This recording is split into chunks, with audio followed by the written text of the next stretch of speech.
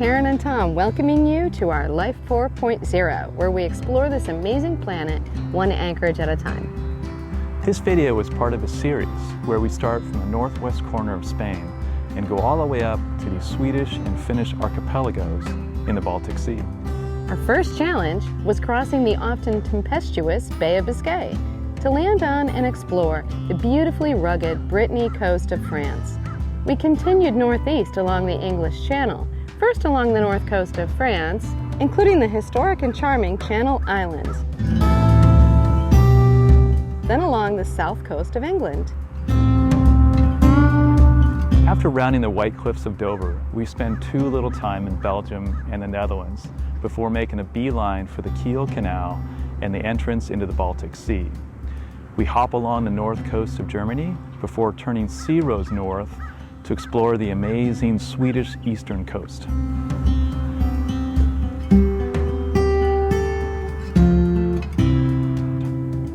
Our furthest reaches found us in Turku and Hanko, Finland. What a wonderful part of the world. We hope you enjoy.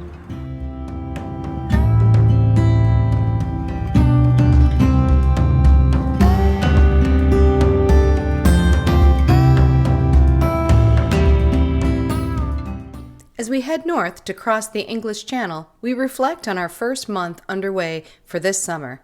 We have moved our boat almost every one of the last 30 days, and almost every anchorage or docking was just fine.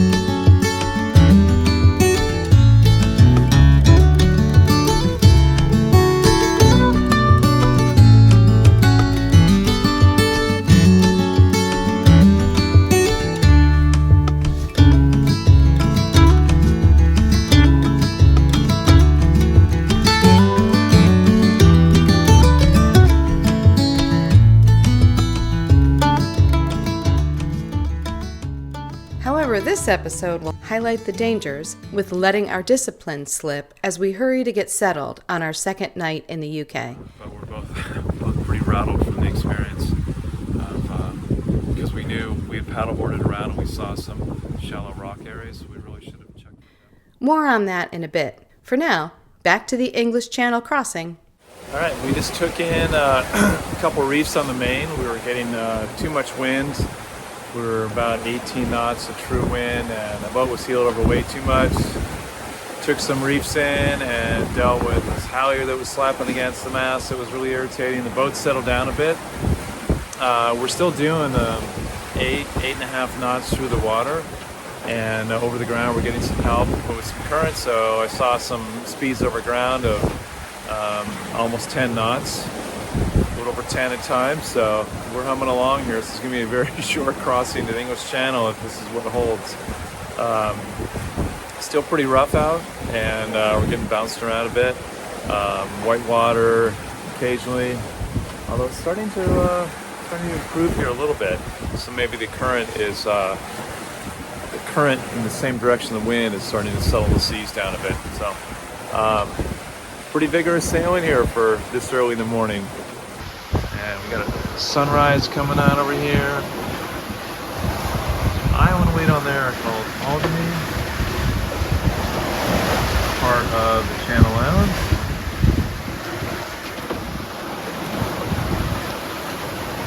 And yeah, hoping this kind of wind and speed holds, because this will make our crossing much easier. We're about an hour away from entering the traffic separation scheme for ships coming in and out of the English Channel. These large green icons are all the ships going this way into the English Channel. This is the outbound lane. Only one ship in there right now, and a couple fishing boats probably meandering around. So cross that, get on the other side. It should be a little less stress. We're not having to deal with freighters. And then we're headed into here near Weymouth. Look at these buoys way out here. We're in 70 meters of water. You can see the strong current pulling them under. I guess we'll be keeping an eye out for these. So we've had a good passage. It was about 70 miles total. We got about 10 more miles to go. And we have had good wind. It's kind of been softening a bit. We've been making the best of it with the light winds. We motored a little bit, and it's been a really beautiful day.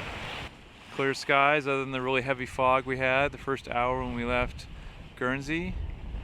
And the next couple days are supposed to be good weather along the English coast.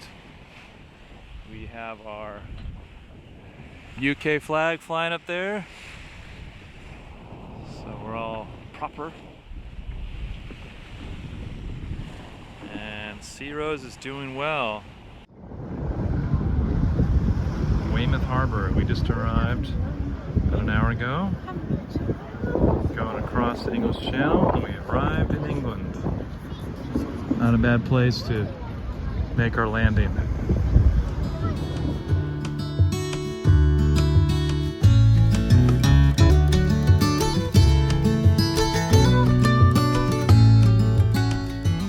From the town of Weymouth. Had a one-night stay here and very enjoyable. Actually got a little rowing regatta here put on by the Weymouth Rowing Club. Yeah, so beautiful weather when we arrived yesterday. It was sunny and warm, and Saturday or Friday afternoon, and everybody was out in the outdoor pubs and restaurants along the waterfront enjoying it. And now it's today's Saturday and everybody's hanging out by the beach. It's a beautiful sort of summer resort area. All right, we are sailing a couple more miles down here to Lullworth Cove, and it's some really cool scenery. Check out these cliffs. It's kind of the color of chalk. Not quite the White Cliffs of Dover yet. We're not at Dover, but these look pretty special.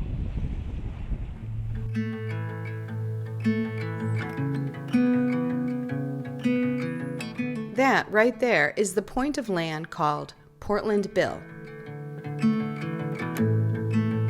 Always on my mind and way out of my league. You were born to be on display, and I'm hard to read. I thought of you, hoping that the ripples would make you notice me. I'm out here on the very edge of the point, just a path width here to where my feet are, and it drops off on both sides. Lullworth Cove. Beautiful view up here.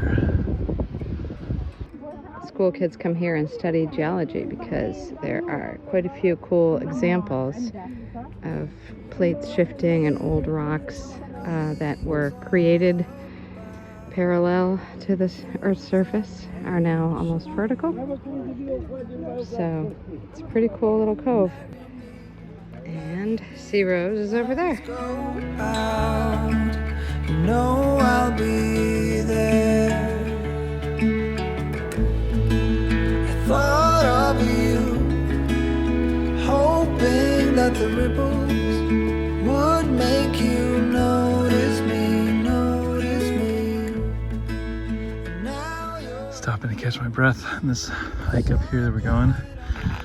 Up to this cliff edge, away from Lullworth Cove. This is like a really steep stone path, but it gives you nice views as we get up here in this beautiful grassy sort of slope and pasture up here to the edge. So just beyond this fence is a drop off to those chalky cliffs on the other side. We have some cows as company today. Many of them so tired they're laying down. Hard day of counting tourists. It's Lulworth Cove on the southern coast of England. Sunset, sky's looking awfully lovely. There's a lighthouse over here. We can see what they call the Portland Bill Light. And that's over near Weymouth and near Portland. But yeah, our cove is a lovely little cove. And my spousal unit. Okay, we did. Spousal unit things. Yeah, we just did a paddleboard around the bay a little bit ago, and it was lovely. Wow, there's even people hiking up onto that peak, and people have been hiking around the trails around here all day. It's certainly a lovely area. All right, it's it's about 1:45, and half an hour ago we woke up. Well, I should say Karen woke up, thought that we had another boat that we were hitting. She heard some noise. We got up on the deck, didn't see anything. All the boats were far enough away from us, and all of a sudden we heard this punk, and clearly we were aground. And so turned the instruments on, and we had 0.1 meters underneath the keel. It was really scary because we didn't know which way to go to get out of there, whether we were going to be able to raise our anchor without running aground again. We got our anchor up okay. We did a really slow drive out of the cove, kind of out the way we came, and now we're sailing back to Weymouth. Big open area there to anchor in, so we feel safe there. And we're sailing because we got wind, but just safer with fish buoys out. But we're both pretty rattled from the experience because we knew we had paddleboarded around and we saw some shallow rock areas, so we really should have checked for depth and swing room, but we were in a hurry to anchor, and that was the mistake that we made. So Yeah, it's pretty scary. I know I looked at this one part of the chart and the wind just didn't have us over there, and I know we should have gone back out with a depth sounder and double checked, made sure we had enough swinging room, and the wind came from a direction we didn't expect it to come from, and all the things you shouldn't do when you're anchoring. So yeah, I'm just happy we could make it out of there without really getting stuck. We tapped a few times on a rock, and they were rocks for sure. yeah, it was loud. And then we wiggled forward really slowly and raised our anchor and were able to get out of there. So we didn't scrape on the bottom, so we were tapping on something, probably hitting sideways to it. Just lucky we didn't get right on top of it. So yeah. Thank you for being a light sleeper. Sure. So here's what happened. These layered rocks continue out into the cove and are only covered by 1.5 meters of water at low tide. We are here, swinging on our anchor, which is likely dropped right around here. The overnight conditions, probably a combination of wind direction and tide current impact, caused our boat to swing, so our stern was right about here. And I woke up to our keel tapping on solid rock. As soon as I knew we were not hitting another boat, I knew the problem. We were too close to the rocks. I turned the engine on immediately, and while Tom grabbed headlamps, got our instruments on, and headed to the bow to raise the anchor, I put the engine in slow forward just for a second to just barely move forward. We didn't hit anything with that move, and now I was seeing a tiny bit more water depth under our keel. I again put the engine in slow forward, then back into neutral to nudge us forward bit by bit. I did this until I had a solid meter under our keel, and Tom now had flashlights shining on nearby boats so we could safely navigate around them. The scariest part was passing between these two sides of the cove's opening. I had our position on the chart plotter, and it was telling me we should be fine, and Tom was shining the lights back and forth on the two sides. But since I was already rattled, and it was very dark, I was experiencing a lot of fear. At this point, it was also fear of realizing what could have easily happened to us. If we had gotten lifted onto one of those rocks, we would have been in serious trouble. And I was kicking myself for not taking all of our usual precautions to ensure we would have water depths in the full radius around our anchor. We would be more careful going forward. For now, I needed to find my center, shake off this experience, and move on.